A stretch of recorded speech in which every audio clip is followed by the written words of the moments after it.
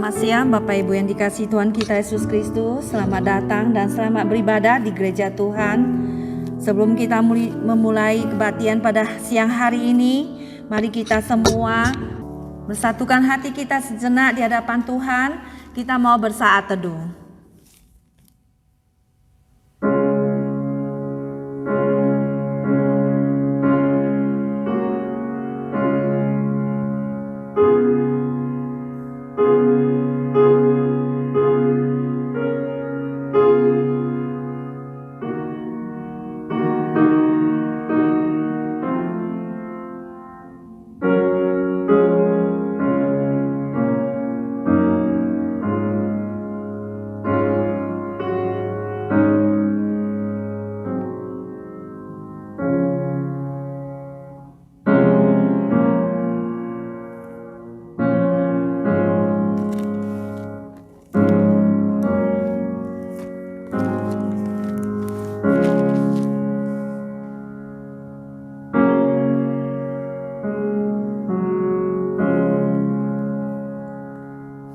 Hormatilah Tuhan dan taatilah Dia.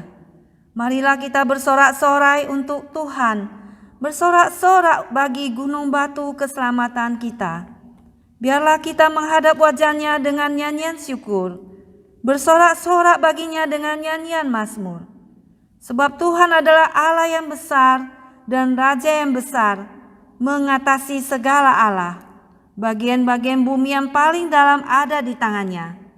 Puncak gunung-gunung pun kepunyaannya. Kepunyaannya laut, Dialah yang menjadikannya, dan darat, tangannya lah yang membentuknya. Kebaktian hari ini kita mulai demi nama Allah Bapa, Allah Putra dan Allah Roh Kudus.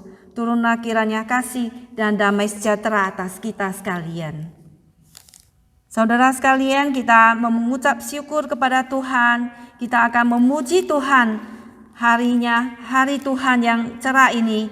Kita mau memuji Tuhan nomor 27, kasih Allah yang besar, yang boleh mencapai kita, the love of God, melalui anaknya yang tunggal, Tuhan Yesus Kristus, yang mati di kayu salib bagi kita semua. Mari kita memuji Tuhan, kasih Allah yang boleh kita rasakan dalam hati kita. Nomor 27, the love of God. Kasih Allah amat besar dan tak dapat kulukis. Kita semua bangkit berdiri. Tinggi dari bintang, lebih dalam dari lautan. kaki Adam tak berdosa yang mengutus anaknya. Kaki tak damai dengannya, dosa diampuninya. Kasih Allah tak terduga, tinggi dalam dan luas, tetap teguh tak berubah sampai selama-lamanya. Dalam dunia, ayat Amor 27 bagian depan. Kata manusia menolak firman, berpaling pada berhala. Kasih Allah tak terduga dan terangan besar, menyatakan penebusan bagi orang berdosa.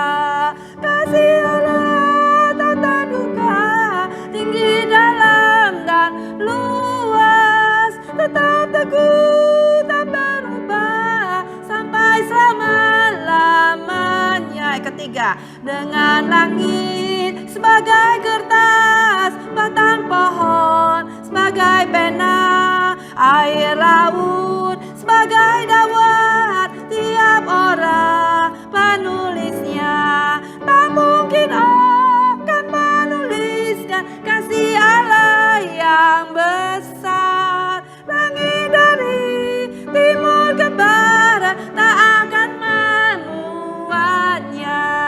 Kasih Allah tak terduga, tinggi dalam dan luas, tetap teguh tak berubah sampai selama-lamanya. Kita berdoa.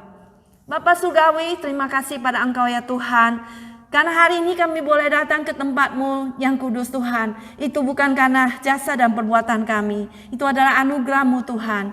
Kami mengucap syukur Tuhan, kami tidak lebih baik daripada orang lain, tetapi karena kasih karunia-Mu Tuhan, Engkau telah memanggil kami, Engkau memilih kami untuk hidup di dalam kekudusan-Mu, untuk hidup di dalam beribadah kepadamu, untuk hidup takut kepadamu dan mendengar firman-Mu menjadi anak-Mu yang terkasih. Terima kasih ya Tuhan. Biarlah kami semua Tuhan mengiyakan dan semua Tuhan akan panggilan-Mu Tuhan. Terima kasih Tuhan. Terpuji nama-Mu Tuhan dari kekal sampai kekal. Demi nama anak-Mu yang tunggal Tuhan Yesus Kristus, Juru Selamat kami yang hidup, kami berdoa. Amin. Diberi bagi Bapa, Anak, dan Roh Kudus, dari mula sampai sekarang dan seterusnya dan mulia. Amin. Amin. Kami persilakan untuk kembali dengan hormat. Dan pada saat ini kita akan masuk kepada pembacaan bersahut-sahutan yang terambil di buku nyanyian kita. Di bagian belakang nomor 33 bagian belakang saudara sekalian. Saya persilakan pada saudari Tineke untuk membacakannya.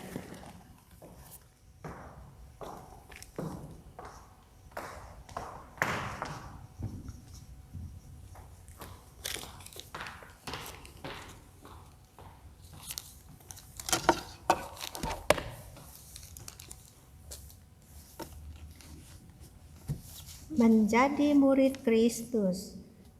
Seorang murid tidak lebih dari gurunya, atau seorang hamba daripada tuannya. Cukuplah bagi seorang murid jika ia menjadi sama seperti gurunya, dan bagi seorang hamba jika menjadi sama seperti tuannya. Jika tuan rumah disebut Beelzebul, apalagi seisi rumahnya. Aku berkata kepadamu, sesungguhnya jikalau biji gandum tidak jatuh ke dalam tanah dan mati, ia tetap satu biji saja, tetapi jika ia mati, ia akan menghasilkan banyak buah.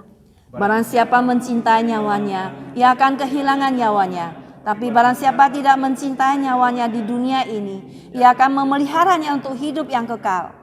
Maka katanya kepada orang-orang Yahudi yang percaya kepadanya, jikalau kamu tetap dalam firman-Ku, kamu benar-benar adalah murid-Ku. dan kamu akan mengetahui kebenaran, dan kebenaran itu akan memerdekakan kamu. Maka Yesus berkata pula kepada orang banyak, katanya, "Akulah terang dunia. Barang siapa mengikuti aku, ia tidak akan berjalan dalam kegelapan, melainkan ia akan mempunyai terang hidup." Aku memberikan perintah baru kepada kamu, yaitu supaya kamu saling mengasihi. Sama seperti aku telah mengasihi kamu, demikian pula kamu harus saling mengasihi. Dengan demikian, semua orang akan tahu bahwa kamu adalah murid-muridku, yaitu jikalau kamu saling mengasihi. Dalam hal inilah Bapakku dipermuliakan, yaitu jika kamu berbuah banyak, dan dengan demikian kamu adalah murid-muridku. Karena kita mempunyai banyak saksi, bagaikan awan yang mengelilingi kita. Marilah kita meninggalkan semua beban dan dosa yang begitu merintangi kita, dan berlomba dengan tekun dalam perlombaan yang diwajibkan bagi kita. Marilah kita melakukannya dengan mata yang tertuju kepada Yesus yang memimpin kita dalam iman dan membawa iman kita itu kepada kesempurnaan, yang dengan mengabaikan kehinaan tekun memikul salib, ganti sukacita yang disediakan bagi Dia yang sekarang duduk di sebelah kanan tahta Allah. Amin.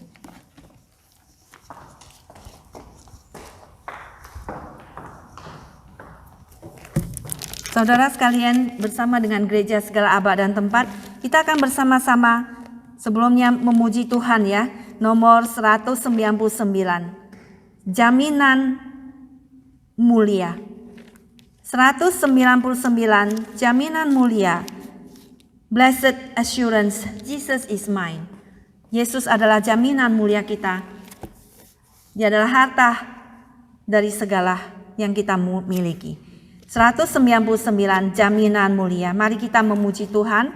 Nomor 334, halaman 334, nomor 199, jaminan mulia.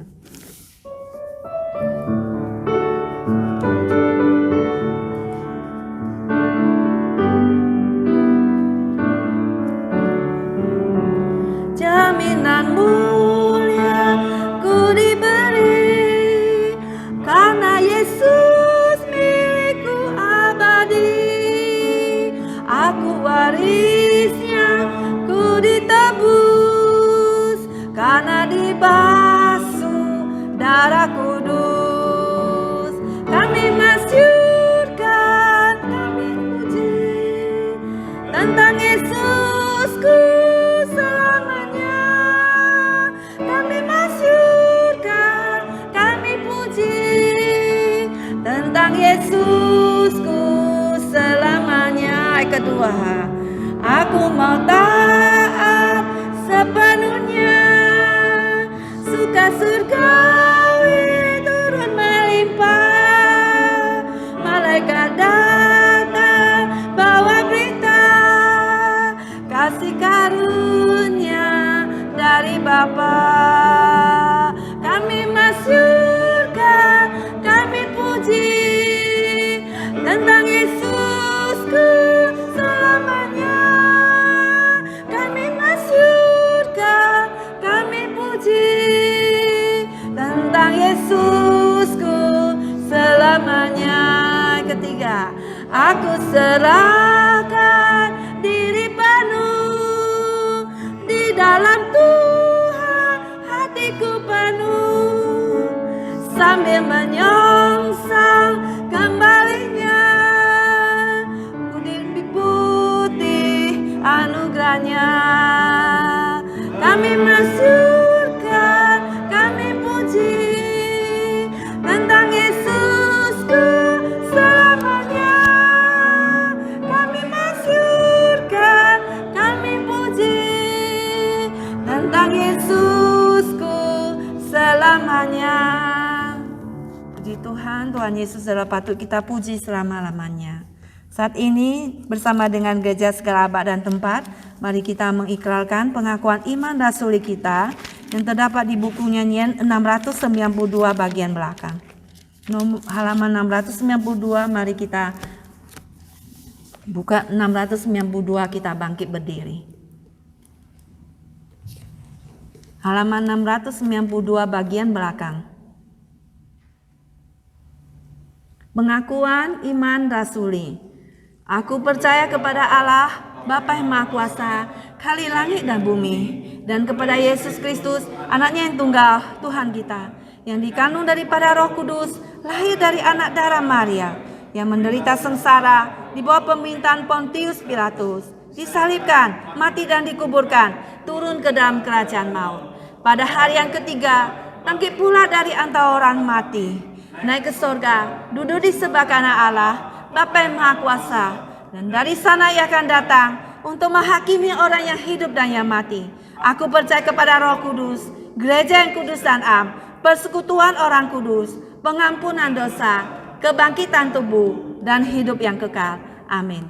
Kita tetap berdiri, mari kita masuk ke dalam doa syafaat. Bapa Surgawi, kami ucap syukur dan terima kasih kepada Engkau ya Bapa, karena Engkau adalah Bapa yang baik Tuhan. Engkau tidak meninggalkan kami, Engkau tidak membuang kami, tapi Engkau selalu memanggil kami untuk kembali kepadamu Tuhan.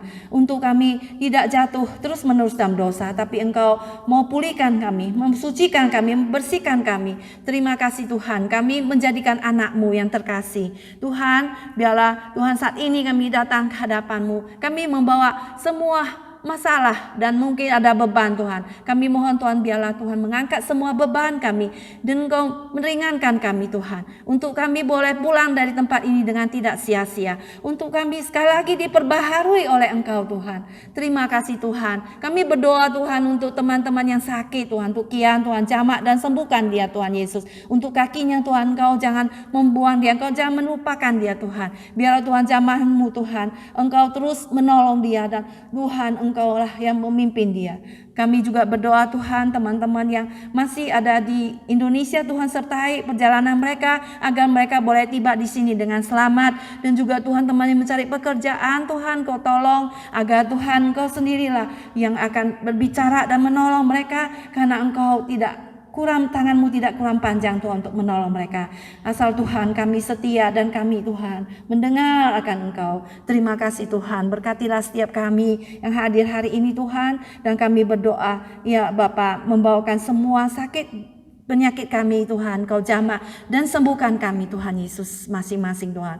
Kami berdoa Tuhan agar kami boleh membawa hidup kami yang melimpah untuk membawa dalam dunia kami, di dalam segala aktivitas kami, menjadi saksi dan terang-Mu, menjadi witness-Mu Tuhan. Dimanapun kami berada, menjadi anak-Mu Tuhan yang terkasih Tuhan. Berkati Tuhan hamba-Mu Salmiman saat menyampaikan firman, urapi dia dengan Roh-Mu yang kudus Tuhan. Kami percaya Tuhan, Engkau senantiasa menyertai dia. Dan kami berdoa juga Tuhan, kami yang ada di sini Tuhan, dengarlah kami agar kami mendengar panggilan dari surgawi, mendengar firman-Mu Tuhan, agar kami boleh berespon Tuhan. Terima kasih Tuhan, dan kami berdoa memimpin kami, jauhkan Tuhan daripada semua sakit penyakit COVID-19 yang masih ada Tuhan. Tolong agar semua penyakit sampah dan penyakit menular ini bisa dihilangkan Tuhan dari semua penjuru dunia. Dan kami berdoa berkati pemerintah Biden, berikan dia hikmat bijaksana memimpin negara ini untuk di dalam segala kemajuan, untuk takut kepadamu, untuk mendengar seruan daripada firman-Mu. Berkati Presiden Jokowi dan semuanya Tuhan, dan juga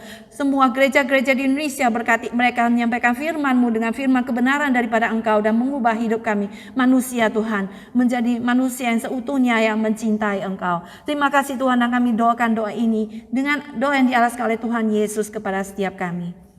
Bapa kami yang di surga, dikuduskanlah nama-Mu, datanglah kerajaan-Mu, jadilah kehendak-Mu di bumi seperti di surga.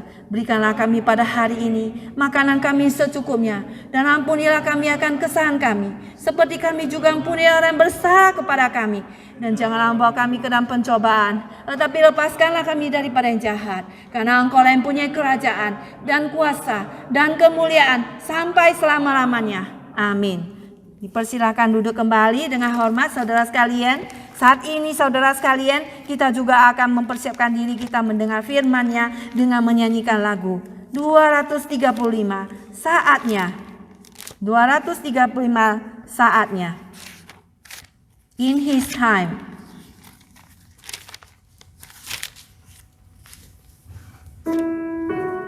Nomor 235, In His time.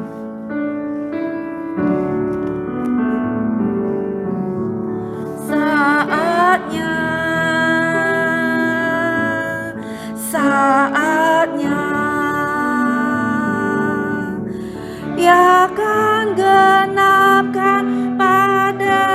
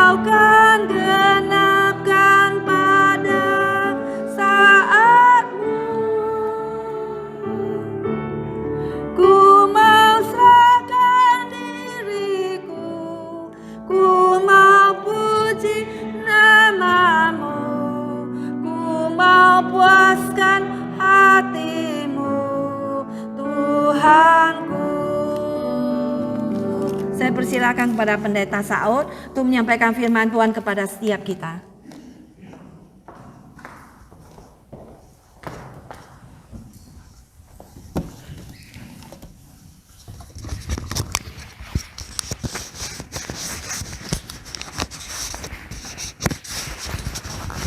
Shalom saudara sekalian dikasihi Tuhan. Senang sekali kita bisa kumpul bersama-sama pada hari ini. Udara di luar cerah, tapi kita di sini hangat-hangat. San Francisco lah, udara San Francisco, biarlah dengan udara yang ada di tempat ini menghangatkan kita, membuat kita lebih semangat untuk mengabarkan firman Tuhan dan percaya pada Tuhan. Saudara, saya mengajak kita melihat Filipi pasal 1 ayat 27 sampai ayat 30. Filipi pasal 1 ayat 27 sampai 30 demikian firman Tuhan. Nasihat supaya tetap berjuang. Hanya hendaklah hidupmu berpadanan dengan Injil Kristus, supaya apabila aku datang, aku melihat. Dan apabila aku tidak datang, aku mendengar bahwa kamu teguh dalam berdiri dalam satu roh dan sehati sejiwa berjuang untuk iman yang timbul dari berita Injil. Ayat 28. Dengan tiada digentarkan sedikit pun oleh lawanmu. Bagi mereka semuanya itu adalah tanda kebinasan, tapi bagi kamu tanda keselamatan. Dan itu datangnya dari Allah. Sebab kepada kamu dikaruniakan bukan hanya untuk percaya kepada Kristus, melainkan juga untuk menderita untuk Dia.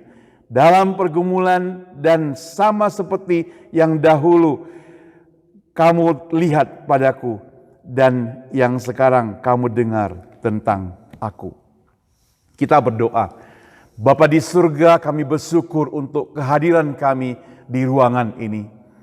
Kami tidak kebetulan datang pada hari ini, dan pakailah Tuhan hamba-Mu di dalam segala keterbatasan dia, agar firman Tuhan yang disampaikan boleh jadi berkat bagi semua orang. Di dalam nama Tuhan Yesus kami berdoa. Amin. Saudara, pada minggu lalu kita ada singgung bahwa kita hidup di dunia ini merupakan orang-orang yang menumpang. Artinya bukan tempat kita. Maka dikatakan dunia yang fana bukan tempatku.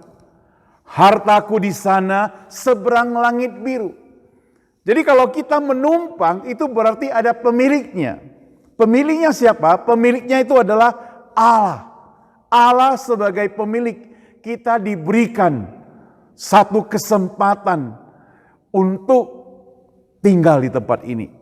Jadi kita perlu bersyukur kepada Tuhan. Tapi bersyukur saja tidak cukup saudara, itu sebabnya apakah firman Tuhan dikatakan seperti apa yang dikatakan oleh Paulus. Hanya hendaklah hidupmu berpadangan dengan Injil Kristus, supaya apabila aku datang, aku melihat, dan apabila aku tidak datang, aku mendengar bahwa kamu teguh berdiri dalam satu roh dan sehati sejiwa berjuang untuk iman yang timbul dari berita Injil. Saudara, sebelumnya ayat ini dikatakan bahwa Paulus itu berada dalam penjara. Itu artinya apa? Itu artinya sebagai pengikut Kristus, orang tersebut tidak mengalami hal yang mulus saja. Ada penderitaan yang dialami. Paulus bersaksi, dia ada dalam penjara, dia berada dalam kesulitan, dia berada dalam permasalahan, dia berada dalam keterikatan. Tetapi di dalam penjara itu, dia bisa mengatakan kalimat yang sangat luar biasa. Kalimat tentang sukacita, dan satu ayat yang hari ini mau kita ajak lihat, ayat 21 dikatakan, karena bagiku hidup adalah Kristus dan mati adalah keuntungan. Itu yang Rasul Paulus katakan kepada kita semuanya juga, dan sebagai prinsip hidupnya bagi dia. Dia katakan demikian, bagiku hidup adalah Kristus dan mati adalah keuntungan. Orang yang hidupnya berpadanan dengan Kristus, dia baru sanggup berkata demikian. Kalau kita tidak berpegang teguh kepada Kristus, kita tidak sanggup berkata demikian. Saudara, waktu tahun 2002, ya, saya masih ingat jelas, di bulan Desember Natal, pas waktu itu mama saya baru habis operasi dari rumah sakit, bawa pulang ke rumah, lalu saya mau permisi balik ke Surabaya, kemudian dalam waktu dekat kami akan segera pindah ke Amerika.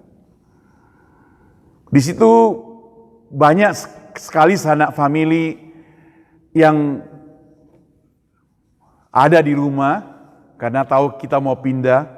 Salah seorang famili dia katakan, ngapain pindah ke sana? Apakah bisa dapat cuan besar? Bisa dapat harta kekayaan banyak? Saya bilang tidak. Saya pindah ke sana jadi pendeta. Apakah bisa kaya? Saya bilang tidak juga. Tapi saya percaya Tuhan akan memimpin, melindungi saya. Saudara, orang yang berkata demikian itu memang benar. Dia kemudian menjadi kaya karena anak-anaknya juga kaya. Tapi dalam waktu tempo berapa tahun kemudian, kira-kira sudah mungkin 10 tahun yang lalu saya dengar berita dia sudah dipanggil Tuhan. Kaya memang, banyak duit, tapi Tuhan panggil. Saudara, ternyata hidup yang berpadanan dengan Kristus tidak menuntut harus kaya. Paulus berada dalam penjara. Dia hidup berpadanan dengan Kristus. Hidupnya di dalam penjara.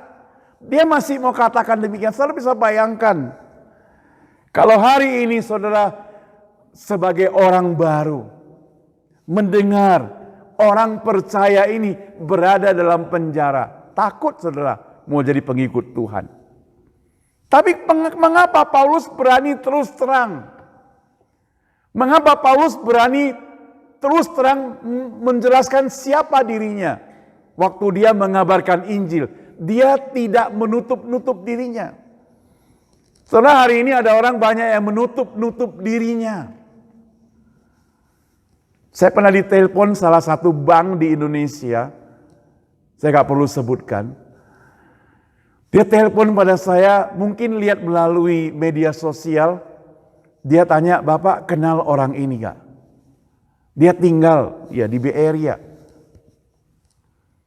Awalnya saya sudah lupa, kadang sudah lupa namanya siapa, nama orang tersebut. Tapi dia sebut namanya, saya bilang saya ingat.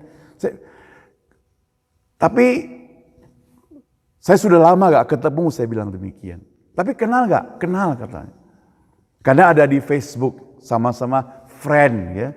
Memang friend di Facebook itu ada friend yang kenal, friend yang tidak kenal gitu kan ya. Tapi ini friend yang kenal. Dia bilang, tolonglah Pak, kontak dia. Dia itu ada hutang di bank kita. Sudah banyak, udah lama janji-janji tapi tinggalkan Indonesia pergi ke Amerika katanya. Saya bilang, saya tidak bisa lakukan itu. Kamu kalau mau ya cari sendiri gitu ya. Orang itu sudah ganti nama. Tapi wajahnya itu dideteksi oleh Google, oleh Facebook. Tahu nama dia gitu. Heran ya. Kalau di Facebook kita bisa ganti nama, tapi orang sudah ada apa namanya? Sudah ada recordnya itu, dia bisa tahu nama orang itu. Dia bisa kenal orang itu, tapi dia udah ganti nama Pak katanya. Saya bilang, ya udah, kamu cari sendirilah. Jangan minta saya.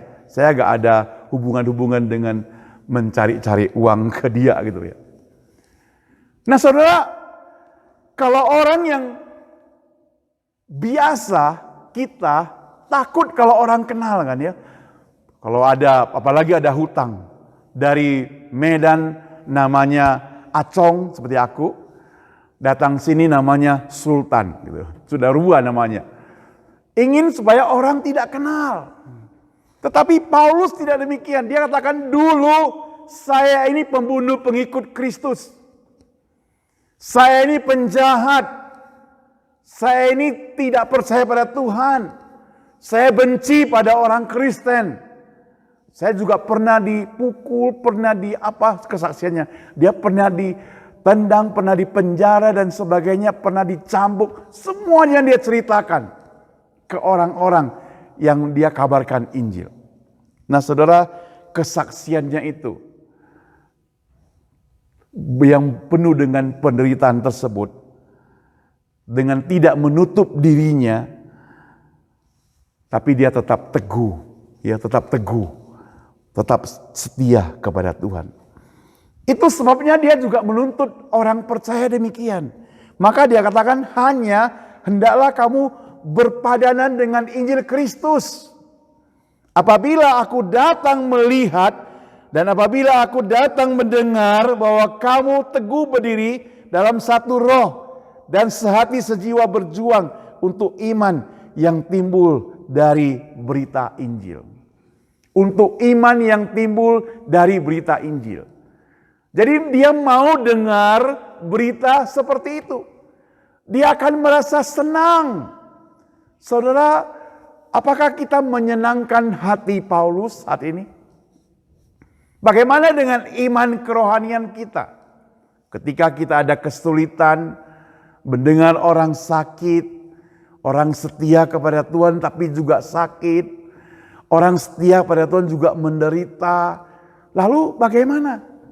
Apakah kita menjadi lemah iman kita? Paulus katakan melalui firman Tuhan, ukuran kita setia kepada Tuhan, mencintai Tuhan bukan karena segala apa yang kita punya. Itu sebabnya saudara, maka ukuran bagaimana kita cinta kepada Tuhan adalah terletak kepada bagaimana hati kita. Berapa besar hati kita menyerahkan hidup kita kepada Tuhan. Iman kita. Iman yang besar kita serahkan kepada Dia, maka Dia yang akan menguasai kita. Semakin kita serahkan hidup kita, semakin Dia berkuasa atas hidup kita. Kalau kita serahkan sedikit-sedikit, maka kuasanya juga sedikit. Saudara, kadangkala manusia itu heran. Manusia itu lebih mementingkan harta kekayaan ketimbang mementingkan hidupnya, dirinya, familinya. Suatu hari ada seorang ibu, dia pergi ke mall bawa anaknya. Anaknya itu dia titipkan ke pembantunya. Jaga, saya mau ke sana sebentar. Tapi handbagnya itu gak berani titip ke pembantunya gitu. Tasnya gak berani. Anaknya dia berani titip. Padahal saya mau tanya pada saudara, kira-kira handbagnya itu walaupun mereknya mahal, lebih murah atau lebih mahal daripada anaknya? Siapa yang lebih mahal?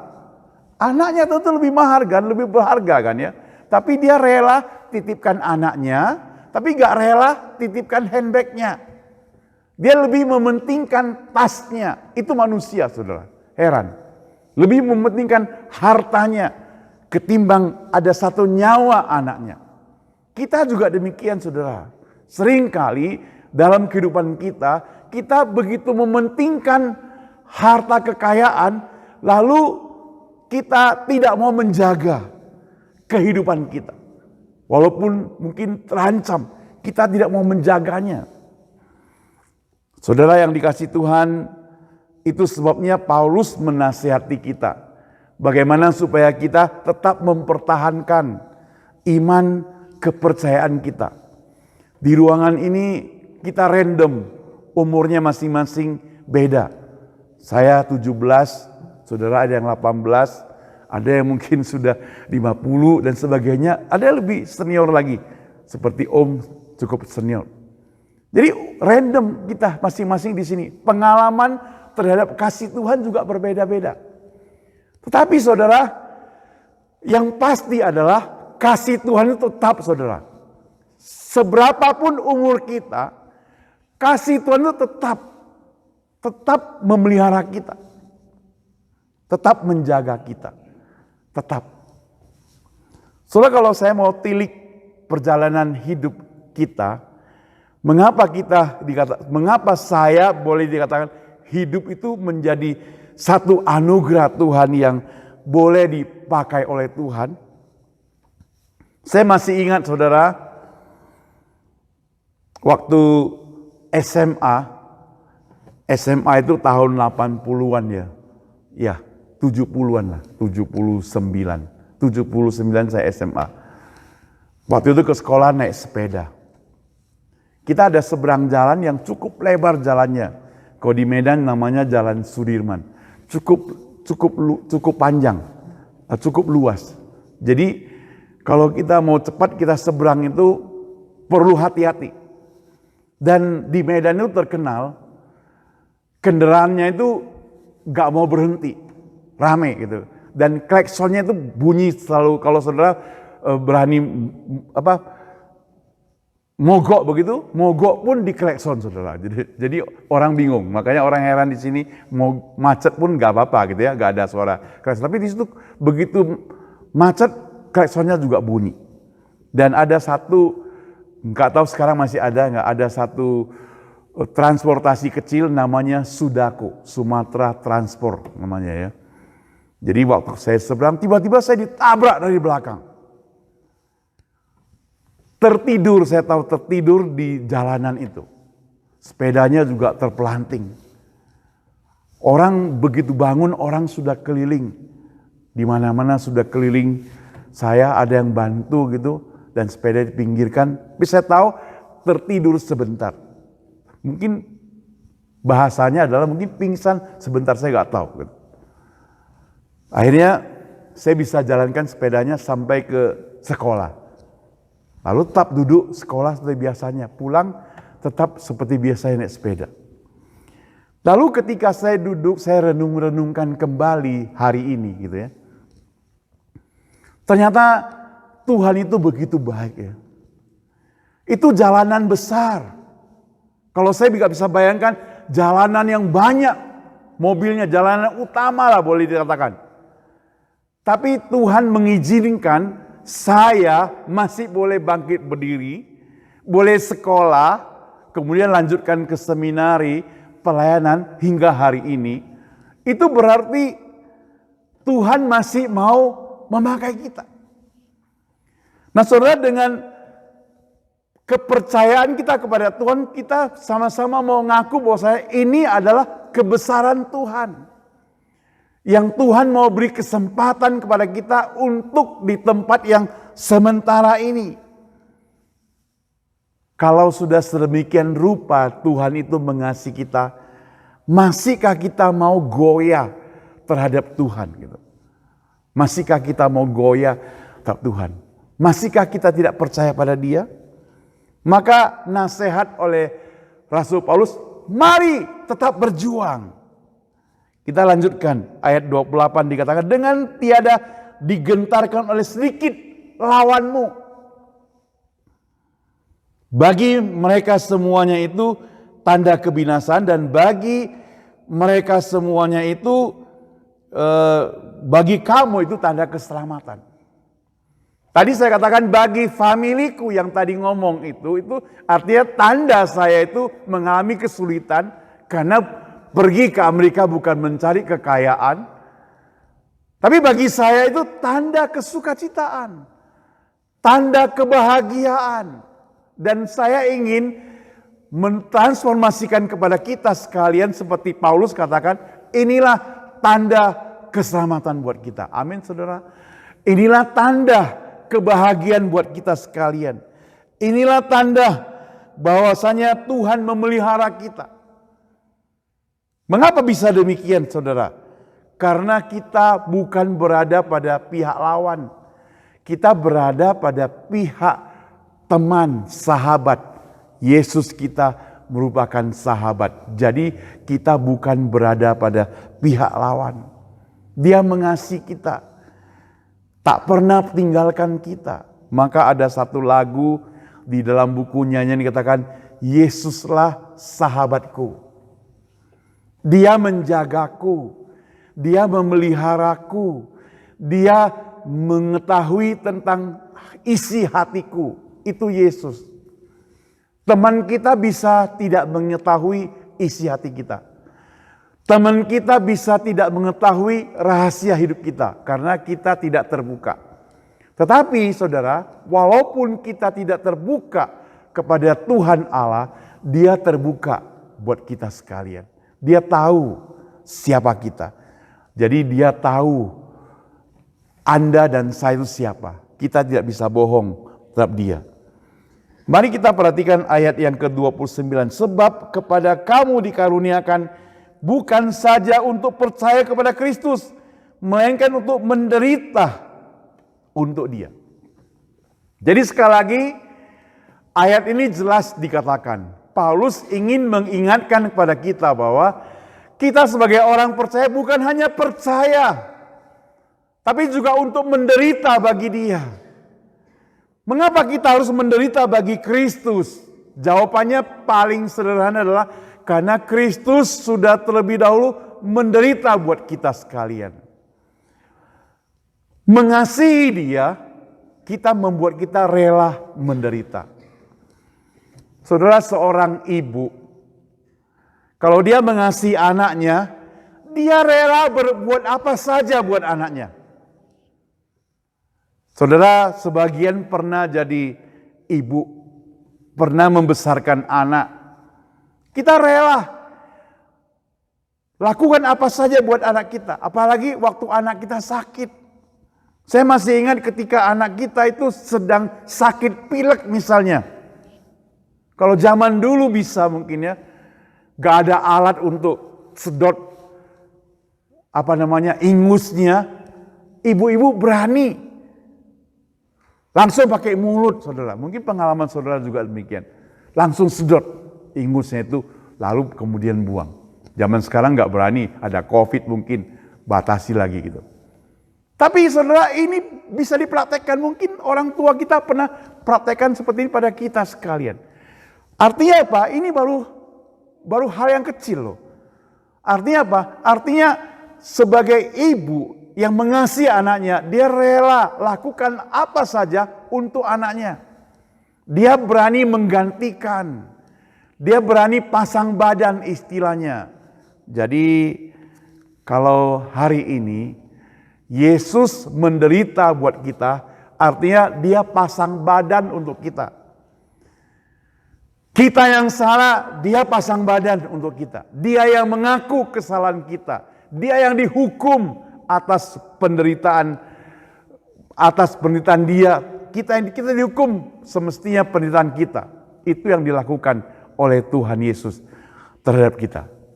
Dan sebagai orang yang percaya, yang hidupnya berpadanan dengan Kristus, maka kalau kita percaya pada Dia, kita juga bisa merasakan bagaimana Kristus itu menderita. Dan kalau penderitaan yang kita alami itu tidak ada apa-apanya dibandingkan dengan apa yang dialami oleh Tuhan Yesus, saudara.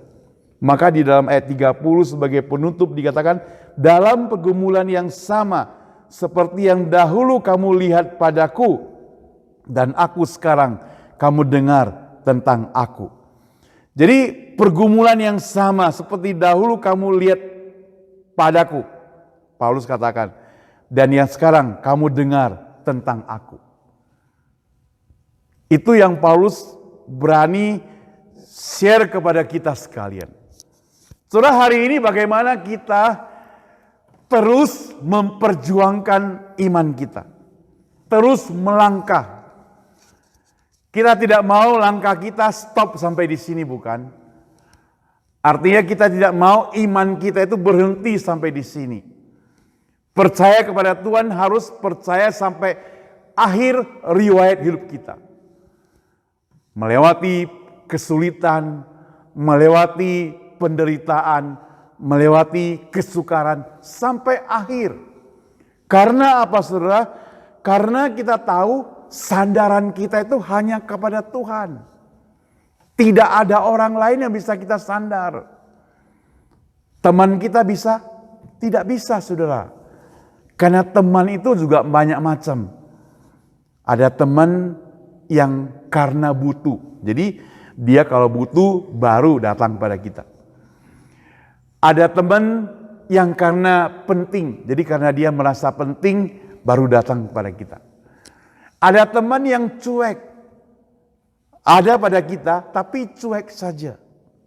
Tapi kita butuh seorang teman yang sungguh-sungguh memperhatikan kita. Tapi terbatas, saudara. Teman yang sungguh-sungguh memperhatikan kita pun itu bisa lenyap. Karena manusia itu terbatas. Jadi hanya ada satu, yaitu Tuhan yang tidak terbatas. Suatu hari, saudara, ada seorang pemuda, dia itu berbuat jahat, merampok, dan sebagainya.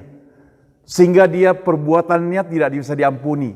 Dia ditangkap, dimasukkan di penjara, dan dinyatakan akan dihukum mati dalam waktu dekat. Tapi dia tunggu, tidak ada hukuman mati. Saudara, di dalam penjara itu setiap malam, tengah-tengah malam itu akan terdengar suara sirene. Suara sirene itu membuktikan bahwa ada sesuatu yang terjadi. Tapi kalau suara sirene ditambah dengan dimatikan semua lampu, itu berarti ada seorang penjahat yang sedang dihukum mati. Atau yang sudah dihukum mati. Maka dia perhatikan ini semuanya. Dia lihat orang-orang yang dihukum mati itu kemudian didorong, masukkan dalam peti mati, didorong keluar. Kemudian sudah selesai semuanya baru lampu dihidupkan kembali. Suatu hari pemuda ini punya akal. Dia bilang, sebentar lagi giliran aku. Tapi aku gak mau mati. Maka dia pergi mencari si pendorong peti mati itu. Berkawan dengan dia. Bersahabat dengan dia. Jadi sudah akrab dengan dia. Lalu suatu hari dia bilang demikian. Dia bilang, teman, nanti lain kali kalau ada suara sirene yang kuat-kuat begitu, kemudian mati lampu, aku akan cepat-cepat lari ke tempatmu, mau sembunyi dalam peti mati. Supaya nanti kalau sudah dikuburkan, kamu boleh buka kembali peti mati ini. Ya, buka kembali peti mati ini. Supaya saya bisa keluar dari penjara ini, bebas. Tapi begitu dia sudah sepakat begitu, gak ada pula orang mati, saudara. Tunggu seminggu, sebulan gak ada yang mati. Dan kemudian tiba-tiba ada suara sirene keras. Mati lampu. Dia tahu ada yang mati. Cepat-cepat dia lari. Dia lari langsung masuk ke dalam peti mati itu. Kemudian peti mati didorong pelan-pelan. Gelap gulita didorong. Si tukang dorong peti mati itu kemudian ambil paku yang panjang begitu. Paku petinya. Kemudian petinya itu dikuburkan. Saudara, dia tunggu di situ. Napasnya sudah ngos-ngosan. Gak ada yang datang membuka peti. Dia tunggu lama. Gak ada yang buka peti. Dia sudah lemas. Dia sudah lemah gitu. Kemudian dia goyang-goyang begitu. Tanpa sengaja dia melihat orang yang mati itu. Ternyata saudara, orang yang mati itu adalah si pendorong peti mati. Jadi orang yang mau menyelamatkan dia itu sudah mati. Jadi sekarang giliran dia tunggu mati. Tidak ada harapan lagi. Saudara, ini sebuah cerita, kalau dia merupakan fakta, ini membuktikan kepada kita bahwa tidak ada harapan yang kekal di dunia ini, bukan? Bisa saja kita berjanji, bisa saja kita pikir sudah aman. Kita pikir sudah bisa dapat segala-galanya. Tapi apa artinya? Kalau kita tidak selamat. Tapi yang paling penting bukankah kita dapatkan keselamatan itu, saudara? Itu janji Tuhan pada kita. Itu sebab, saudara, kita hanya berpegang pada janji Tuhan sehingga membuat kita teguh tetap. Kita tidak bisa berpegang kepada janji orang. Janji orang membuat kita tidak tenang, membuat kita kecewa. Karena manusia itu selalu mengecewakan kita. Hanya Tuhan yang tidak mengecewakan kita. Mari sama-sama kita katakan, hanya Tuhan Yesus yang tidak mengecewakan kita. Kita berdoa ya. Bapa di surga, kami tahu Tuhan, kami diberi kesempatan hidup di dunia ini. Kami memiliki iman yang kadang digoncangkan, diombang-ambingkan dengan berbagai perkara, dengan berbagai persoalan, dengan berbagai keadaan. Tetapi Tuhan, kami mau ingat kembali bahwa goncangan-goncangan yang ada di dunia ini tidak ada artinya kalau dibandingkan dengan betapa kasih Tuhan kepada setiap kami. Tuhan, janji dari manusia, janji dari sahabat, janji dari orang yang dekat, janji dari orang yang paling kami anggap mengasihi kami pun dapat berubah atau dapat lenyap. Tapi janji daripada Tuhan Yesus, Engkau tidak akan lenyap. Itu sebab Tuhan, jangan biarkan kami bersandar kepada yang lain. Tapi biarlah kami bersandar kepadamu saja. Itu sebab Tuhan, ketika kami bersandar kepadamu, ada kesulitan, ada masalah, ada persoalan, ada hambatan, kami pun tetap boleh setia kepadamu. Dengar doa kami Tuhan, dengar doa kami. Dengar keluhan kami, dengar doa kami. Di dalam nama Tuhan Yesus saya berdoa. Amin. Saya serahkan kembali kepada Ibu Susan.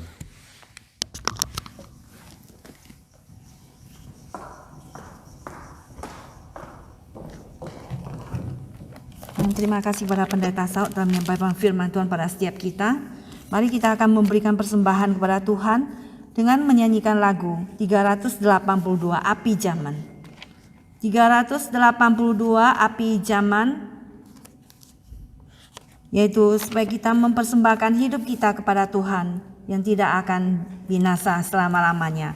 Hidup kita persembahkan pada Tuhan. 382 Api Zaman, The Fire of the Ages.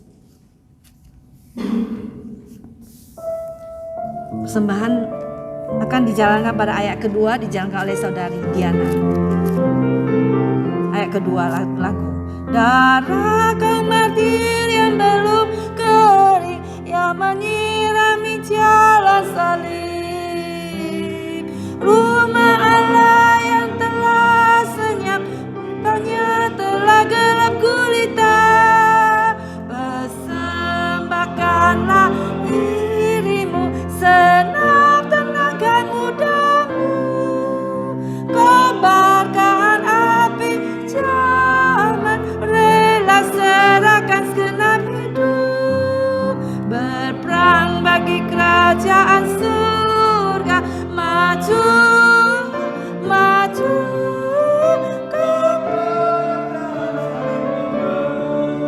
Napkan mahkota yang kekal, ya persembahan dijalankan. Beribu jiwa yang telah binasa, rusak marah dan hidup susah. Angkat mata pandang sekitar, mengapa berlima dalam dunia. Persembahkanlah dirimu, segenap tenaga mudamu. Kobarkan api zaman, rela serahkan segenap hidup. Berperang bagi kerajaan surga, maju, maju.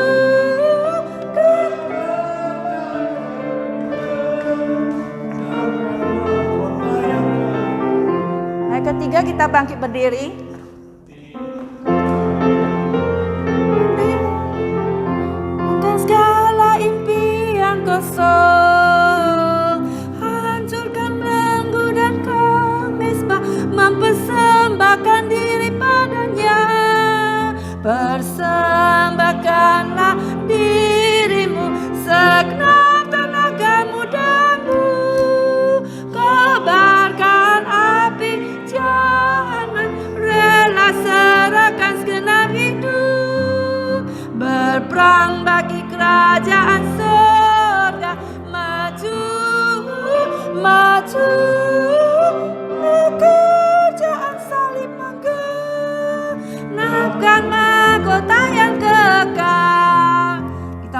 persembahan. Saya persilakan kepada Saudara Teddy untuk doa persembahan.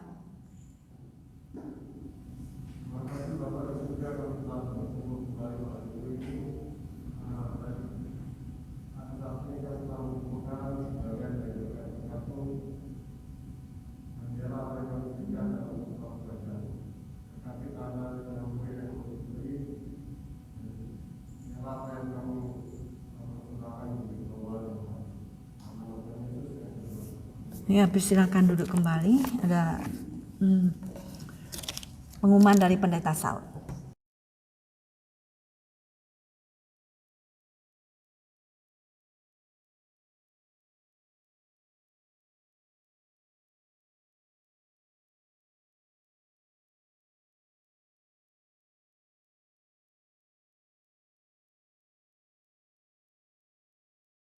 Kita mau bangkit berdiri, saudara.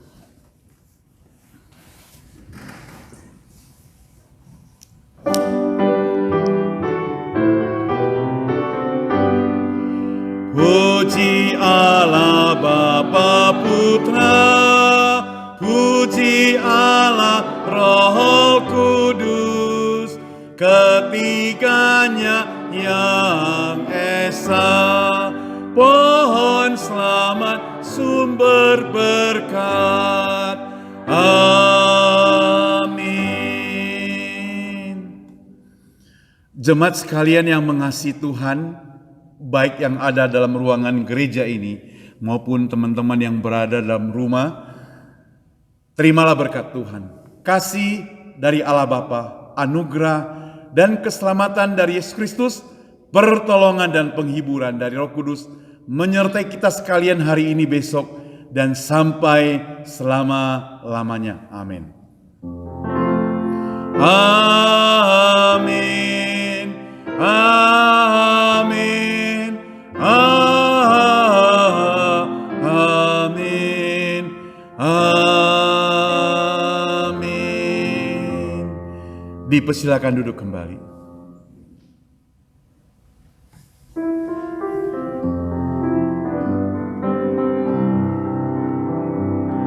Lingkupiku